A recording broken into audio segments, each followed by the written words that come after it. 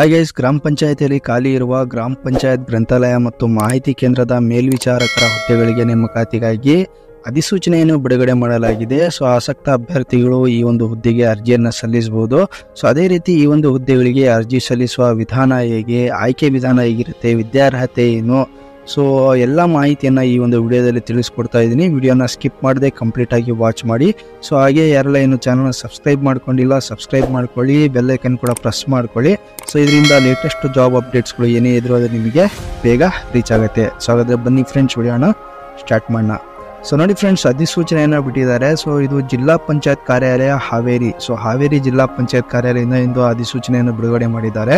So Haveri ಜಿಲ್ಲೆಯ ವ್ಯಾಪ್ತಿಯ ಗ್ರಾಮ ಪಂಚಾಯತಿಗಳಲ್ಲಿ ಖಾಲಿ ಇರುವ ಗ್ರಾಮ ಪಂಚಾಯತ್ ಗ್ರಂಥಾಲಯ ಮತ್ತು ಮಾಹಿತಿ ಕೇಂದ್ರದ ಮೇಲ್ವಿಚಾರಕರ ಹುದ್ದೆಗಳಿಗೆ ನೇಮಕಾತಿ ಮಾಡುವ ಕುರಿತು ಈ ಒಂದು ನೇಮಕಾತಿ ಮಾಡುವ ಕುರಿತು ಒಂದು ಅಧಿಸೂಚನೆಯನ್ನು ಬಿಡುಗಡೆ ಮಾಡಿದ್ದಾರೆ. ಸೊ ಈ ಒಂದು ಹುದ್ದೆಗೆ ಆನ್ಲೈನ್ ಮೂಲಕವೇ ಅರ್ಜಿಯನ್ನು ಸಲ್ಲಿಸಬೇಕಾಗ್ತದೆ. ಸೊ ಹುದ್ದೆಗಳ ವಿವರಗಳು ಯಾವ ರೀತಿ ಇರುತ್ತಂದ್ರೆ, ಸೊ ನೋಡಿ, ಅರ್ಜಿ ಸಲ್ಲಿಸುವ ಮುಂಚೆ ಕೆಲವೊಂದು ಮಾಹಿತಿಯನ್ನು, ಇಂಪಾರ್ಟೆಂಟ್ ಮಾಹಿತಿಯನ್ನು ಈ ಒಂದು ವಿಡಿಯೋದಲ್ಲಿ ತಿಳಿದುಕೊಳ್ಳೋಣ. ಸೊ ನಂತರ ಅರ್ಜಿ ಸಲ್ಲಿಸುವ ವಿಧಾನ ಕೂಡ ತಿಳಿಸ್ಕೊಡ್ತೀನಿ. ಸೊ ನೋಡಿ, ಮೊದಲನೇದಾಗಿ ಗ್ರಾಮ ಪಂಚಾಯತಿಯಲ್ಲಿ ಖಾಲಿ ಇರುವ ಹುದ್ದೆಗಳ ವಿವರ ಸೊ ಯಾವ ರೀತಿ ಇರ್ತಂದ್ರೆ, ನೋಡಿ, ಗ್ರಾಮ ಪಂಚಾಯತಿ ಗ್ರಂಥಾಲಯ ಮತ್ತು ಮಾಹಿತಿ ಕೇಂದ್ರದ ಮೇಲ್ವಿಚಾರಕರ ಹುದ್ದೆಗಳಾಗಿರ್ತಾರೆ. ಒಟ್ಟು 18 ಹುದ್ದೆಗಳಿದ್ದಾವೆ. ಹುದ್ದೆಗಳ ವರ್ಗೀಕರಣ ಈ ರೀತಿ ಇರುತ್ತೆ. ಗ್ರಾಮ ಪಂಚಾಯತಿ ಗ್ರಂಥಾಲಯ ಮತ್ತು ಮಾಹಿತಿ ಕೇಂದ್ರದ ಮೇಲ್ವಿಚಾರಕರ ಹುದ್ದೆಗಳ ವರ್ಗೀಕರಣ. ಸೊ ಇದರಲ್ಲಿ ಮೀಸಲಾತಿ, ಸೊ ಸಾಮಾನ್ಯ ಅಭ್ಯರ್ಥಿಗಳಿಗೆ ಎಷ್ಟು, ಗ್ರಾಮೀಣ ಅಭ್ಯರ್ಥಿಗಳು, ಮಹಿಳಾ ಅಭ್ಯರ್ಥಿಗಳು, ಕನ್ನಡ ಮಾಧ್ಯಮ ಅಭ್ಯರ್ಥಿಗಳು, ಯೋಜನಾ ನಿರಾಶ್ರಿತರು, ಮಾಜಿ ಸೈನಿಕ, ಅಂಗವಿಕಲ ಅಭ್ಯರ್ಥಿಗಳು, ತೃತೀಯ ಲಿಂಗ, ಒಟ್ಟು ಹುದ್ದೆ. ಸೊ ಎಲ್ಲ ಒಂದು ವರ್ಗೀಕರಣವನ್ನು ಕೊಟ್ಟಿದ್ದಾರೆ. ಸೊ ಇದರ ಲಿಂಕನ್ನು ಡಿಸ್ಕ್ರಿಪ್ಷನಲ್ಲಿ ಹಾಕಿರ್ತೀನಿ. ಸೊ ಅದೇ ರೀತಿ ನೋಡಿ, ಗ್ರಾಮ ಪಂಚಾಯತ್ ಖಾಲಿ ಇರುವ ಹುದ್ದೆಗಳು ಕೂಡ ಕೊಟ್ಟಿದ್ದಾರೆ. ತಾಲೂಕು ಹೆಸರು, ಗ್ರಾಮ ಪಂಚಾಯತ್ ಹೆಸರು, ಮೀಸಲಾತಿ, ನೇರ ನೇಮಕಾತಿ. ಸೊ ಇದನ್ನೆಲ್ಲ ನೀವು ಕ್ಲೀನಾಗಿ ಓದ್ಕೊಳ್ಳಿ ಅಪ್ಲೈ ಮಾಡುವ ಮುಂಚೆ. ಎಲ್ಲ ಹೇಳ್ತಾ ಇದ್ರೆ ಸೊ ವಿಡಿಯೋ ಲೆಂತಿ ಆಗುತ್ತೆ. ಸೊ ಹಾಗಾಗಿ ಇದರ ಲಿಂಕನ್ನು ನಾನು ಡಿಸ್ಕ್ರಿಪ್ಷನಲ್ಲಿ ಕೊಟ್ಟಿರ್ತೀನಿ. ಸೊ ಕ್ಲೀನಾಗಿ ವಿವರವಾಗಿ ಓದ್ಕೊಂಡು ನಂತರ ಈ ಒಂದು ಹುದ್ದೆಗಳಿಗೆ ಅಪ್ಲೈ ಮಾಡಿ. ಸೊ ಇನ್ನೊಂದು ವಿಶೇಷ ಸೂಚನೆ ಏನಂತಂದರೆ, ನೋಡಿ, ಈ ಮೇಲಿನ ಹುದ್ದೆಗಳು ಯಾವ ಗ್ರಾಮ ಪಂಚಾಯತಿಯಲ್ಲಿ ಖಾಲಿ ಇದೆಯೋ ಆ ಗ್ರಾಮ ಪಂಚಾಯತ್ ವ್ಯಾಪ್ತಿಯಲ್ಲಿ ವಾಸಿಸುವ ಅಭ್ಯರ್ಥಿಗಳು ಮಾತ್ರ ಅರ್ಜಿ ಸಲ್ಲಿಸಲು ಅರ್ಹರಾಗಿರುತ್ತಾರೆ. ಸೊ ಈ ಬಗ್ಗೆ ಸಂಬಂಧಪಟ್ಟ ತಹಶೀಲ್ದಾರರಿಂದ ಪಡೆದ ವಾಸಸ್ಥಳ ದೃಢೀಕರಣ ಪ್ರಮಾಣ ಪತ್ರವನ್ನು ಅಪ್ಲೋಡ್ ಮಾಡುವುದು ಕಡ್ಡಾಯವಾಗಿರುತ್ತದೆ. ಸೊ ಯಾವ ನೀವು ಗ್ರಾಮ ಪಂಚಾಯತಿಯಲ್ಲಿ ವಾಸಿಸ್ತಾ ಇದ್ದೀರಾ ಆ ಗ್ರಾಮ ಪಂಚಾಯತಿ ವ್ಯಾಪ್ತಿಯಲ್ಲಿ ವಾಸಿಸುವ ಅಭ್ಯರ್ಥಿಗಳು ಮಾತ್ರ ಈ ಒಂದು ಹುದ್ದೆಗಳಿಗೆ ಅರ್ಜಿಯನ್ನು ಸಲ್ಲಿಸಬೇಕು. ವೇತನ ಬಂದ್ಬಿಟ್ಟು ಗ್ರಾಮ ಪಂಚಾಯತ್ ಗ್ರಂಥಾಲಯ ಮತ್ತು ಮಾಹಿತಿ ಕೇಂದ್ರದ ಮೇಲ್ವಿಚಾರಕರು ಸರ್ಕಾರವು ಕಾಲಕಾಲಕ್ಕೆ ನಿಗದಿಪಡಿಸಿರುವ ಗೌರವ ಸಂಭಾವನೆಗೆ ಅರ್ಹರಾಗಿರತಕ್ಕದ್ದು. ಅದೇ ರೀತಿ ಅರ್ಜಿ ಸಲ್ಲಿಸಲು ಪ್ರಾರಂಭಿಕ ದಿನಾಂಕ 15/7/2024 ಇದೆ. ಕೊನೆಯ ದಿನಾಂಕ 31/7/2024 ಇದೆ. ಆಲ್ರೆಡಿ ಅರ್ಜಿ ಸಲ್ಲಿಸುವ ಪ್ರಾರಂಭಿಕ ದಿನಾಂಕ ಸ್ಟಾರ್ಟ್ ಆಗಿದೆ. ಓಕೆ, ಸೊ ಬೇಗ ಅರ್ಜಿಯನ್ನು ಸಲ್ಲಿಸಿ. ಸೊ ಇನ್ನೊಂದೇನಪ್ಪ ಅಂತಂದರೆ, ನೋಡಿ, ಸಾಮಾನ್ಯ ಅರ್ಹತಾ ಅಭ್ಯರ್ಥಿಗಳಿಗೆ ಅರ್ಜಿ ಶುಲ್ಕ 500 ರೂಪಾಯಿ ಇದೆ. 2A 2B 3A 3Bಗೆ 300 ಇದೆ. SC ST ಪ್ರವರ್ಗ 1ಅವರಿಗೆ 200 ಇದೆ. ಹ್ಯಾಂಡಿಕ್ಯಾಪ್ ವಿಶೇಷಚೇತನ ಅಭ್ಯರ್ಥಿಗಳಿಗೆ 100 ರೂಪಾಯಿ ಇದೆ. ಶುಲ್ಕ ಪಾವತಿಸುವ ವಿಧಾನ ಹೇಗಂತಂದ್ರೆ, ನೋಡಿ, ಕೆಳಗೆ ಕಾಣಿಸಿಕೊಂಡ ಬ್ಯಾಂಕ್ ಖಾತೆಗೆ ಶುಲ್ಕವನ್ನು ಪಾವತಿಸಿ ಅದರ ಚಲನ್ ಪ್ರತಿಯನ್ನು ಅರ್ಜಿ ಸಲ್ಲಿಸುವಾಗ ಕಡ್ಡಾಯವಾಗಿ ಅಪ್ಲೋಡ್ ಮಾಡುವುದು. ಸೊ ಮೊದಲನೇದಾಗಿ ನೋಡಿ, ಬ್ಯಾಂಕ್ಗೆ ಒಂದು ಏನು ಅಮೌಂಟ್ ಇದೆ ನಿಮ್ಮ ಕೆಟಗರಿ ವೈಸ್ ಆ ಅಮೌಂಟ್ನ ಈ ಒಂದು ಖಾತೆದಾರರ ಹೆಸರು, ಬ್ಯಾಂಕ್ ಹೆಸರು, ಬ್ಯಾಂಕ್ ಶಾಖೆ ಹೆಸರು, ಖಾತೆ ನಂಬರ್, FSC ಕೋಡ್, ಸೊ ಎಲ್ಲ ಒಂದು ಡೀಟೇಲ್ಸ್ನ ಕೊಟ್ಟಿದ್ದಾರೆ. ಈಗ ಒಂದು ಡೀಟೇಲ್ಸ್ಗೆ ಅಮೌಂಟ್ನ ಪೇ ಮಾಡಿ ನಂತರ ಈ ಎಲ್ಲ ಡೀಟೇಲ್ಸನ್ನು ನೀವು ಅಪ್ಲೋಡ್ ಮಾಡಬೇಕು. ಅರ್ಜಿ ಸಲ್ಲಿಸುವಾಗ ಅಪ್ಲೋಡ್ ಮಾಡಬೇಕಾಗ್ತದೆ. ಸೊ ಆನ್ಲೈನ್ ಮೂಲಕ ಮಾತ್ರ ಅರ್ಜಿಯನ್ನು ಸಲ್ಲಿಸಬೇಕು. ವೆಬ್ಸೈಟ್ ಲಿಂಕ್ ಕೂಡ ಕೊಟ್ಟಿದ್ದಾರೆ, ಡಿಸ್ಕ್ರಿಪ್ಷನಲ್ಲಿ ಕೊಟ್ಟಿರ್ತೀನಿ. ಅದನ್ನು ಡೈರೆಕ್ಟಾಗಿ ಕ್ಲಿಕ್ ಮಾಡಿ ಅರ್ಜಿಯನ್ನು ಸಲ್ಲಿಸಬಹುದು. ಸೊ ನಂತರ ಇನ್ನೊಂದು ಇಂಪಾರ್ಟೆಂಟ್ ಏನಪ್ಪ ಅಂದರೆ, ಶೈಕ್ಷಣಿಕ ವಿದ್ಯಾರ್ಹತೆ ಏನು ಕೇಳಿದ್ದಾರೆ ಅಂದರೆ, ದ್ವಿತೀಯ ಪದವಿ ಪೂರ್ವ ಪರೀಕ್ಷೆ PUCಯಲ್ಲಿ ಉತ್ತೀರ್ಣರಾಗಿರಬೇಕು. ಸರ್ಟಿಫಿಕೇಶನ್ ಕೋರ್ಸ್ ಇನ್ ಲೈಬ್ರರಿ ಸೈನ್ಸ್ನಲ್ಲಿ ಪ್ರಮಾಣ ಪತ್ರ ಪಡೆದಿರತಕ್ಕದ್ದು ಹಾಗೂ ಕನಿಷ್ಠ 3 ತಿಂಗಳ ಕಂಪ್ಯೂಟರ್ ಕೋರ್ಸ್ನಲ್ಲಿ ಉತ್ತೀರ್ಣರಾಗಿರಬೇಕು. ಈ ಒಂದು ವಿದ್ಯಾರ್ಹತೆಯನ್ನು ಕೇಳಿದ್ದಾರೆ. ಆಯ್ಕೆ ವಿಧಾನ ಹೇಗಂತಂದರೆ, ನೋಡಿ, ಇದಕ್ಕೆ ಯಾವುದೇ ರೀತಿ ಒಂದು ಎಕ್ಸಾಮ್ ಇರೋದಿಲ್ಲ. ನಿಗದಿಪಡಿಸಿದ ವಿದ್ಯಾರ್ಹತೆಯಲ್ಲಿ ಗಳಿಸಿದ ಗರಿಷ್ಠ ಅಂಕಗಳು ಮೆರಿಟ್ ಆಧಾರದಲ್ಲಿ ಆಯ್ಕೆಯನ್ನು ಮಾಡ್ತಾರೆ. ಸೊ ಮೆರಿಟ್ ಬೇಸ್ನಲ್ಲಿ ಒಂದು ಆಯ್ಕೆಯನ್ನು ಮಾಡ್ತಾರೆ. ಹಾಗೆ ವಯೋಮಿತಿ ನೋಡಿ, ಜನರಲ್ ಮೆರಿಟ್ ಅವರಿಗೆ 18 ಅಂದರೆ ಕನಿಷ್ಠ ವಯೋಮಿತಿ 18 ವರ್ಷ ಇದೆ.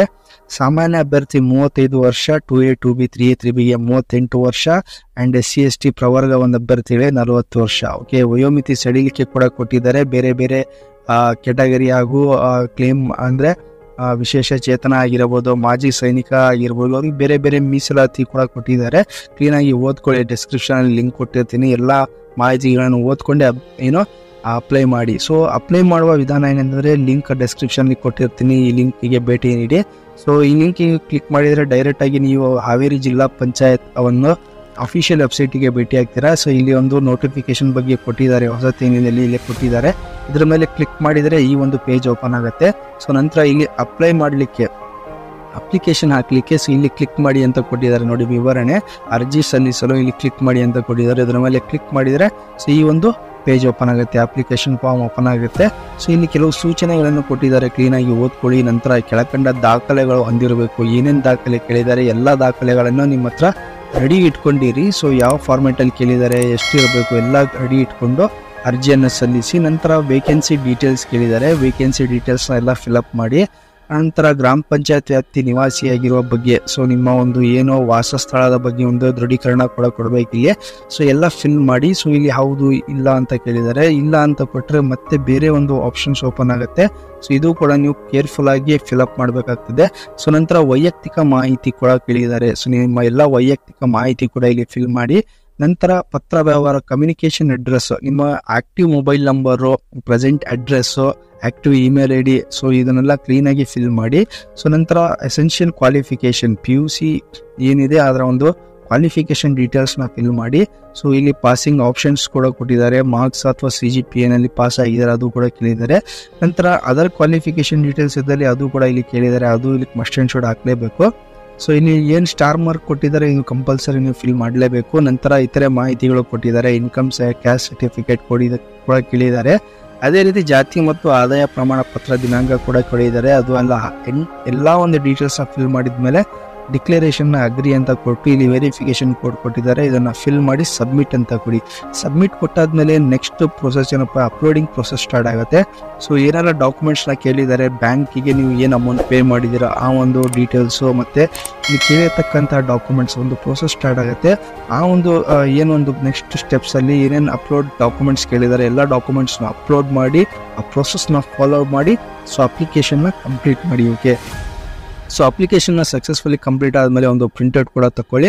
ಸೊ ಪ್ರಿಂಟ್ಔಟ್ ತಗೊಂಡ ನಂತರ ನಿಮಗೆ ಏನೋ ಒಂದು ಮೆರಿಟ್ ಬೇಸ್ ಮೇಲೆ ಸೆಲೆಕ್ಷನ್ ಮಾಡ್ತಾರೆ. ಮೆರಿಟ್ ಬೇಸ್ ಮೇಲೆ ಸೆಲೆಕ್ಷನ್ ಮಾಡಿ ನಿಮಗೆ ಕಾಲ್ ಫಾರ್ ಕೂಡ ಮಾಡ್ತಾರೆ, ಕಾಲ್ ಮಾಡಿ ಇಂಟರ್ವ್ಯೂ ಎಲ್ಲ ಕರೀತಾರೆ. ಓಕೆ, ಸೊ ಇದಕ್ಕೆಲ್ಲ ಪ್ರೋಸೆಸ್ ನಡೆಯುತ್ತೆ, ನೇಮಕಾತಿ ಪ್ರೋಸೆಸ್ ನಿಮಗೆ ಇನ್ಫಾರ್ಮ್ ಮಾಡ್ತಾರೆ. ಹಾಗಾಗಿ ನಿಮ್ಮ ಆಕ್ಟಿವ್ ಮೊಬೈಲ್ ನಂಬರ್ ಆಗಿರ್ಬೋದು, ಮತ್ತು ಪ್ರೆಸೆಂಟ್ ಅಡ್ರೆಸ್ ಆಗಿರ್ಬೋದು ಕ್ಲೀನಾಗಿ ಕೊಡಿ. ಸೊ ಅದೆಲ್ಲ ಆಕ್ಟಿವ್ ಆಗಿರಬೇಕು. ಎಲ್ಲ ಕಮ್ಯುನಿಕೇಶನ್ ನಿಮ್ಮ ಮೊಬೈಲ್ ಥ್ರೂನೇ ಆಗುತ್ತೆ. ಹಾಗಾಗಿ ಅದು ಕೇರ್ಫುಲ್ ಆಗಿ ಚೆಕ್ ಮಾಡಿಕೊಂಡು ನಿಮ್ಮ ಒಂದು ಅಡ್ರೆಸ್ನ ಕೊಡಿ. ಸೊ ನೋಡಿ ಫ್ರೆಂಡ್ಸ್, ಈ ಥರ ಒಂದು ಪ್ರೊಸೆಸ್ ಇರುತ್ತೆ ಅರ್ಜಿ ಸಲ್ಲಿಸಲು. ಸೊ ಯಾರೆಲ್ಲ ಹಾವೇರಿ ಜಿಲ್ಲೆಯಲ್ಲಿ ವಾಸವಾಗಿದ್ದ ಅಭ್ಯರ್ಥಿಗಳು ತಪ್ಪದೇ ನಿಮ್ಮ ಒಂದು ಗ್ರಾಮ ಪಂಚಾಯತಿಲಿ ಖಾಲಿ ಇರುವ ಹುದ್ದೆಗಳನ್ನು ನೋಡಿಕೊಂಡು, ಸೊ ಅಲ್ಲಿ ವಾಸವಾಗಿರುವ ಅಭ್ಯರ್ಥಿಗಳೇ ಅಲ್ಲಿನ ವಾಸವಾಗಿದ್ದೀರಾ ಅಂಥ ಅಭ್ಯರ್ಥಿಗಳು ಮಾತ್ರ ಈ ಒಂದು ಅರ್ಜಿಯನ್ನು ಸಲ್ಲಿಸಿ. ತಪ್ಪದೇ ಎಲ್ಲರೂ ಅರ್ಜಿಯನ್ನು ಸಲ್ಲಿಸಿ, ಹಾವೇರಿ ಜಿಲ್ಲೆಯಲ್ಲಿ ವಾಸವಾಗಿರೋರು. ಸೊ ಅದೇ ರೀತಿ ಹಾಗೆ ನೋಡಿ ಫ್ರೆಂಡ್ಸ್, ಈ ಒಂದು ಮಾಹಿತಿ ನಿಮಗೆ ಇನ್ಫಾರ್ಮೇಟಿವ್ ಅನಿಸಿದೆ ದಯವಿಟ್ಟು ಚಾನಲ್ ಲೈಕ್ ಮಾಡಿ, ಶೇರ್ ಮಾಡಿ, ಹಾಗೆ ಸಬ್ಸ್ಕ್ರೈಬ್ ಮಾಡೋದನ್ನು ಮಾತ್ರ ಮರಿಬೇಡಿ. Thank you.